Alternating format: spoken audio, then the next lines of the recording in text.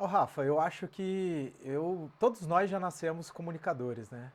E eu na minha família eu sempre fui um cara brincalhão, sempre gostei de sacanear e tal.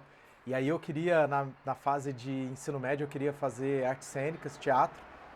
E eu não era um bom aluno, não passei no vestibular da Unicamp, porque eu não estudava, só queria ficar jogando futebol. E aí a minha mãe me deu uma prensa, falou, olha, você vai fazer jornalismo. Você não vai ficar sem estudar. E aí eu fui, escutei minha mãe, fiz o vestibular de jornalismo em Lorena, na FATEA. Passei e com 3 meses de faculdade eu já estava apaixonado.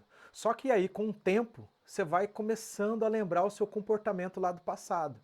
Aí eu me lembrei que eu brincava de repórter. Eu me lembrei que quando eu era criança, eu assistia o Jornal Nacional com meu pai. Eu tenho algumas memórias de alguns episódios disso.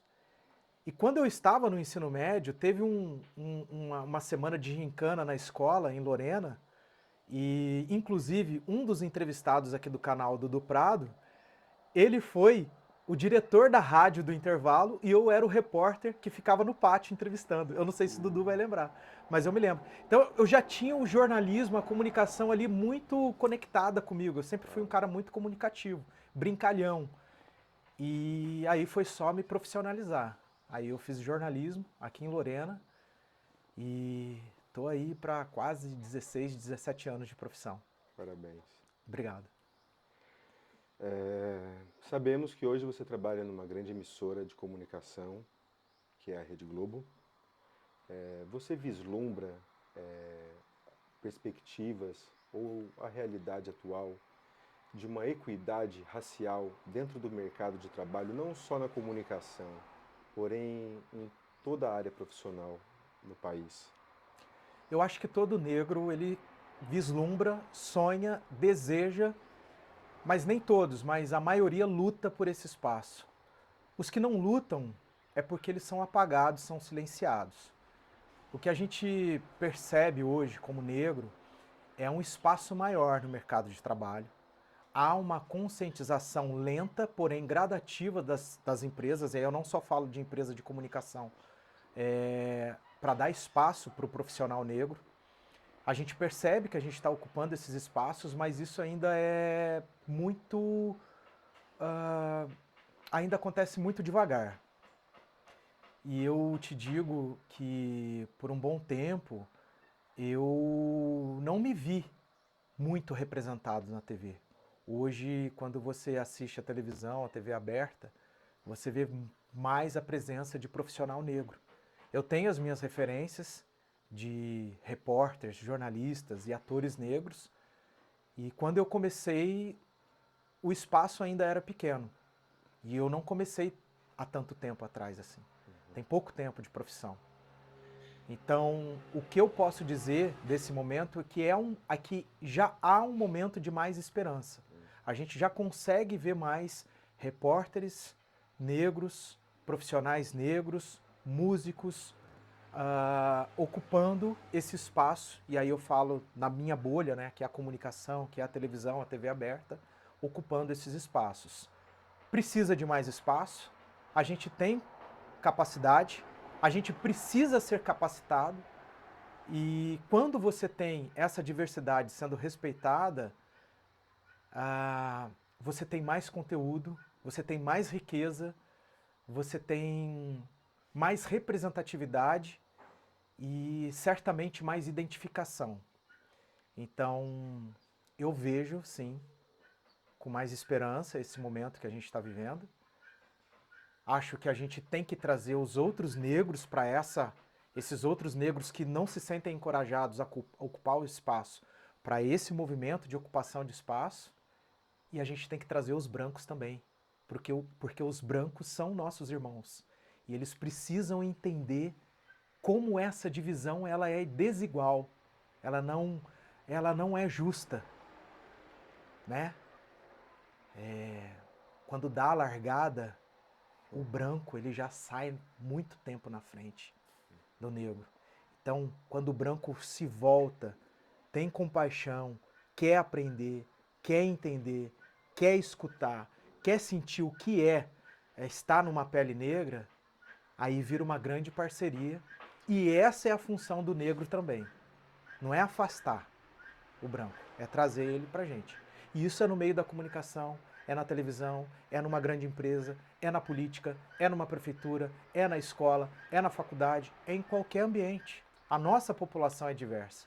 E essa diversidade precisa ser respeitada e tratada com equidade. Quais são as suas referências e as suas influências na comunicação aqui no Vale do Paraíba? Nossa, o Vale do Paraíba tem grandes comunicadores, Mazzaropi, por exemplo, da antiga, né? É, Você tem uma produção de jornalistas aqui no Vale do Paraíba muito intensa, Taubaté, São José dos Campos, grandes jornais que circularam aqui no Vale do Paraíba. Hoje já não existem, outros continuam. Você tem Cruzeiro. E aí eu trazendo mais para minha bolha, para o lugar onde eu cresci, eu tenho um grande amigo, Bruno Pellegrini, que foi minha grande referência na faculdade, um baita de um jornalista, e é minha referência. O Reinaldo César, que foi meu professor de faculdade de jornalismo e é atual apresentador do Jornal da TV Canção Nova. Aqui em Cachoeira tinha o seu Percy, que se eu não me engano ele já faleceu, que era, eu adorava conversar com o seu Percy, as poucas vezes que eu consegui conversar com ele, porque era a história viva de Cachoeira Paulista, na época. E não deixa de ser uma referência em comunicação. A dona Ruth Botelho, que eu consumi muito pouco do conteúdo dela, porque quando eu era criança, eu não tinha... Criança e adolescente, eu não tinha noção da grandeza da dona Ruth Botelho, e fui ter depois de adulto. E se soubesse, teria aproveitado mais. Mas tem sim um pouquinho de influência dela. Então, e eu acho que é a minha família, né, cara? A minha base, né? É a minha grande influência ali de comunicação, de formação, daqui do Vale. Essa família caipira daqui de Cachoeira Paulista e, e que, e que me moldou, Dei uma volta, né? Voltando então no princípio, o que é ser caipira? Cara, ser caipira é ser alegre, ser caipira é ser guerreiro, trabalhador, ser caipira é gostar de uma boa conversa, é gostar de sentar numa mesa ali, ter comida e acender um fogão a lenha, é gostar de uma moda de viola, é gostar de natureza, é gostar de bicho, é saber receber a visita bem, isso é ser caipira, é gostar de simplicidade. Eu costumo enxergar essa nossa região que a gente tem alguns tipos de caipira. Você tem o caipira da roça, você tem um caipira fazendeiro, você tem o caipira da chácara, você tem o caipira da cidade pequena, da cidade mediana e da cidade grande. Ah, cidade grande é São José. Tá cheio de caipira em São José dos Campos. Você tem a cidade mediana como Taubaté, Guaratinguetá e a cidade pequena como Cachoeira. Eu sou caipira de cidade pequena, conectado o tempo todo com a roça, porque lá em Cachoeira, onde eu fui criado, a gente brincava na fazenda, ia soltar pipa, ia pegar manga. Então, o caipira ele tem essa conexão com o pé no chão, mais atento a tudo que está acontecendo. As pessoas costumam usar de forma pejorativa, ou pelo menos lá atrás usavam essa expressão caipira, né? Dando um sinônimo de que você é ignorante, de que você não sabe nada. E é totalmente ao contrário. O caipira é super antenado. Ninguém faz o caipira de bobo. Ao contrário, o caipira ele pode ali brincar com você e nem perceber que ele está brincando. Então o caipira é tudo isso, cara. É um povo bom, um povo que é simples, é atento e gosta de festejar. Eu não sei, eu acho que eu falei muito, mas ser caipira eu acho que é tudo isso. E me dá um baita de um orgulho. Porque eu sou caipira de nascença, eu tenho sangue mineiro e eu sou carioca por adoção e de coração. Porque hoje já tem 16 anos que eu vivo no Rio de Janeiro, minha esposa é carioca, e eu tenho um pé lá, naquela terra agitada que é o Rio de Janeiro, sou acolhido e apaixonado por lá e um pé aqui. Então é um pé lá e um pé aqui. Uma vez por mês eu tô aqui no nosso Vale do Paraíba também. Você sonha, Rogério? E se sonha muito, quais são os seus sonhos? Pô, cara, a gente tem que sonhar e tem que sonhar com muita coisa. Como a gente está num canal em que as pessoas estão aqui para refletir, aprender e dividir com a gente nessa prosa, eu não quero falar um sonho de cunho particular. Quero falar de sonho de cunho social.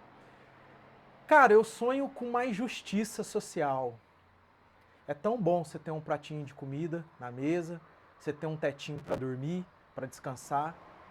Então, a minha profissão me deu a oportunidade de rodar bastante, sabe?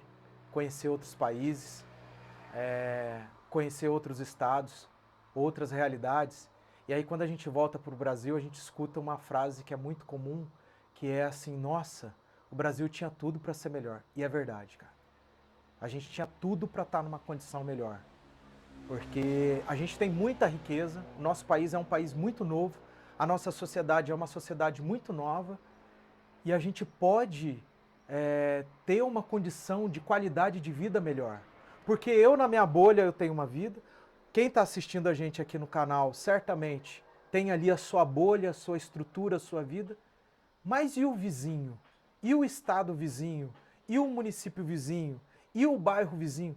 Está todo mundo dentro desse país. Se tem essa riqueza toda, a gente pode viver melhor. Então, assim, eu não estou querendo aqui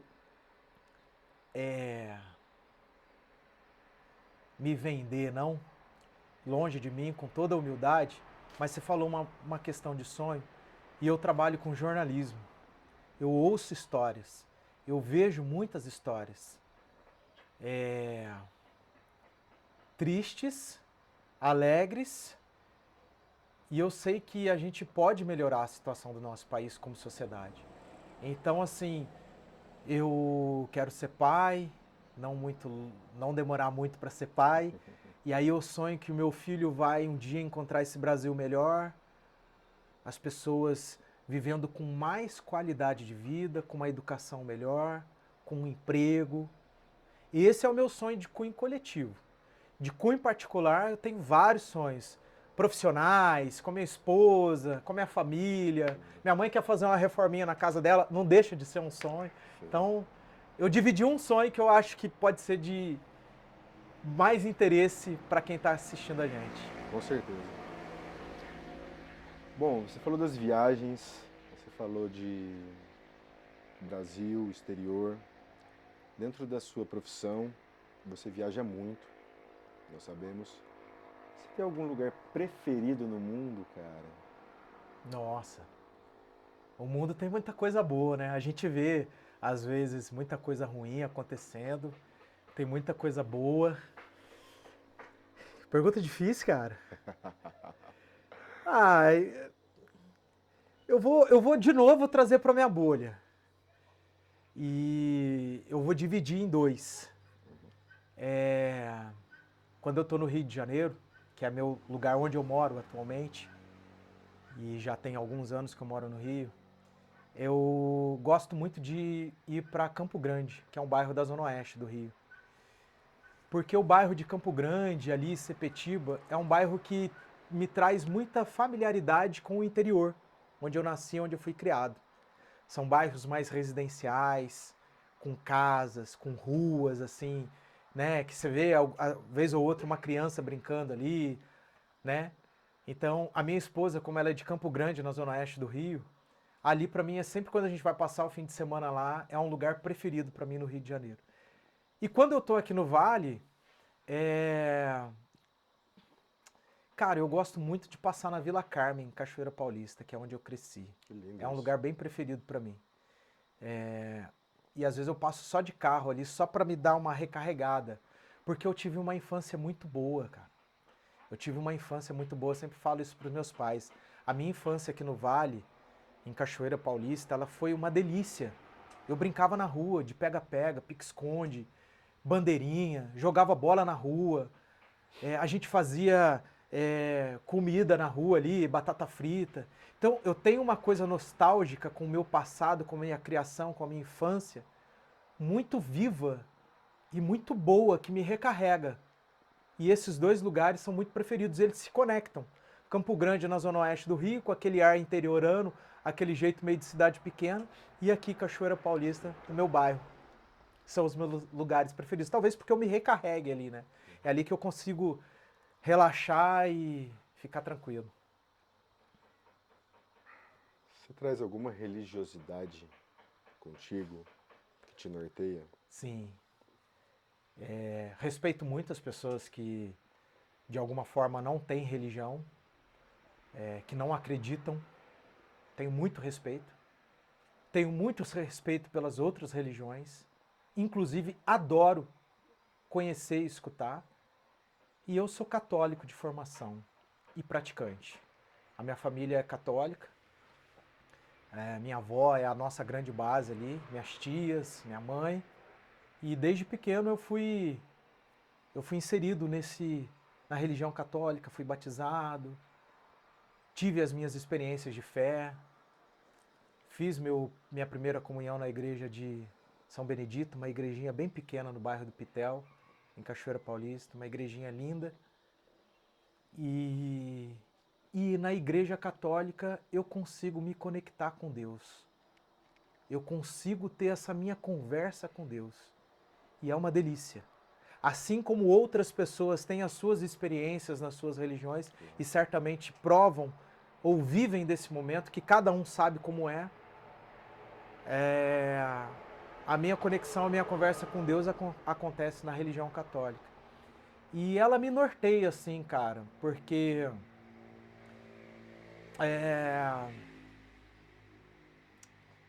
principalmente quando fala de justiça social, sabe? De olhar para o outro, de ter cuidado com o outro. É onde eu tento me corrigir e buscar. Não sou nenhum perfeito, não sou nenhum... Tô longe disso, mas é ali que eu acho que eu consigo ter uma identificação, sabe? Quando a igreja, ela tá próxima do povo. E isso é muito importante. Do povo mesmo, necessitado. Inclusive é um desafio, na minha opinião, para a religião católica. E é muito bom. É muito bom. Tem uma passagem durante a sua carreira, ela é muito emblemática e demonstra a sua humanidade, que foi no Rio de Janeiro durante uma gravação de uma reportagem, onde um funcionário da prefeitura do Rio de Janeiro, em tempo real ali, ele sofre um acidente e é eletrocutado, e você vai até o socorro dele em trabalho, o Rogério Coutinho, repórter, ali naquele momento, toma uma atitude humana e vai ao socorro dessa pessoa. Conta melhor para nós. Isso marcou muito, né? Porque muita gente fala comigo, encontra comigo lá no Rio. É tão comum, cara, tão comum assim. E eu fico surpreso porque eu não imaginava que teria esse impacto, né? Eu estava numa cobertura no Cais do Valongo. A gente tinha recebido uma denúncia de que o Cais do Valongo estava alagado. Para quem não conhece, o Cais do Valongo fica numa região histórica do Rio de Janeiro, que é conhecido como Pequena África. E ali no Cais do Valongo chegaram milhares e milhares de africanos em condição de escravo. E é um ponto turístico. Foi feita uma obra ali naquela centro do Rio, descobriram ali aquele cais, aquilo ali foi cercado, protegido, porque é um patrimônio histórico. E a gente foi fazer a denúncia que aquilo ali estava todo encoberto e alagado. E aí, durante a nossa entrada ao vivo, a gente cobrou a prefeitura mandou uma equipe até o local. Quando essa equipe chegou, a gente já tinha terminado a nossa entrada ao vivo. O funcionário da prefeitura colocou uma bomba d'água para sugar aquela água que estava lá da chuva parada há 2 semanas. E só que ao mesmo tempo ele entrou naquela água. Só que estava tão profundo que ele mergulhou na água. Então a água, em determinado ponto, estava batendo no peito dele. E ele estava procurando uma espécie de ralo. E eu fiquei conversando, eu e minha cinegrafista, com o motorista do caminhão da prefeitura, e só estávamos nós três. De repente, esse funcionário ele levanta debaixo d'água submerso com o cabo na mão e dá um grito, ah! E apaga. Aí eu virei pro motorista e falei, porque por num segundo de lapso temporal, eu pensei que ele estava brincando. Aí eu falei pro motorista, cara, eu acho que ele tomou um choque. E aí ele ficou submerso. E aí o amigo dele correu até o fio, começou a puxar o fio tirando de dentro da água, e eu fui para a beira d'água. Quando a bomba d'água sai, ela sai soltando faísca. E aí, quando ela sai soltando faísca, eu numa ingenuidade, eu tava com uma bota de borracha, né, um calçado de borracha, solado. Eu coloquei a mão na água, vi que não estava dando choque, e aí comecei a entrar na água. Ele estava lá apagado, a gente conseguiu pegá-lo. Ele tirou a bomba, veio me ajudar porque estava muito pesado, a gente tirou ele, e aí eu comecei a bater no rosto dele. Respira, respira, respira, você é forte, sai dessa. Ele estava apagado, mas a gente percebeu que ele estava respirando. E ele ficou 50 segundos submerso. É o Reginaldo. A gente virou amigo. E cara, por sorte, estava vindo uma equipe de médicos e enfermeiros, porque o acidente aconteceu ao lado de um hospital universitário. E aí esses médicos chegaram, e aí eu avisei a redação, gente, aconteceu um acidente aqui, e aí me chamaram para entrar ao vivo. E eu entrei ao vivo meio nervoso, meio tenso, assim. E contei, olha, ele estava aqui fazendo serviço, aconteceu um acidente, ele foi eletrocutado, tá ali, já chamaram a ambulância, ele tá inconsciente, mas está respirando, e aí a gente encerrou o jornal com essa informação. E eu não sei o que aconteceu comigo, porque assim, só estávamos nós. Se a gente não faz nada, ele ia morrer na nossa frente, afogado. E eu acho que é meio instintivo, sabe? Você vai e faz. E eu acho que todo mundo, antes de ser algo, a gente é ser humano, né? E eu estou repórter agora. Amanhã eu não sei se eu estarei repórter. E a vida é assim. Mas antes de tudo, nós somos irmãos, cara. Nós somos seres humanos. E eu acho que em tempos atuais a gente tem que exercitar muito essa questão aí da compaixão, da empatia, né? A gente passou por um período muito tenso, então é válido a gente valorizar esses gestos. E eu fico feliz de saber que foi uma coisa bacana e que marcou, me pegou de surpresa até, porque eu não sei o tamanho, como isso repercutiu, mas eu recebi muita mensagem, foi muito legal. Quem é Rogério Coutinho? Cara, o Rogério Coutinho é um cara que, antes de tudo, gosta de rir, gosta de estar alegre, gosta de ver coisas boas.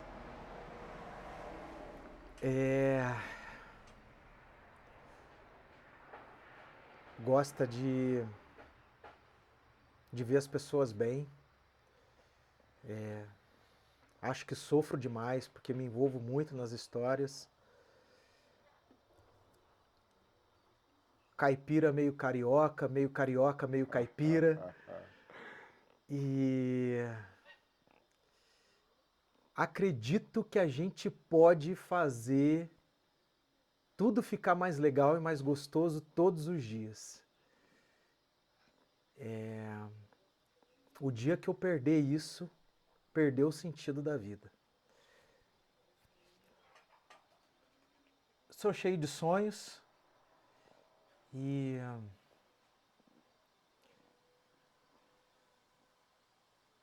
sei lá, quero ver todo mundo feliz. Acho que é isso.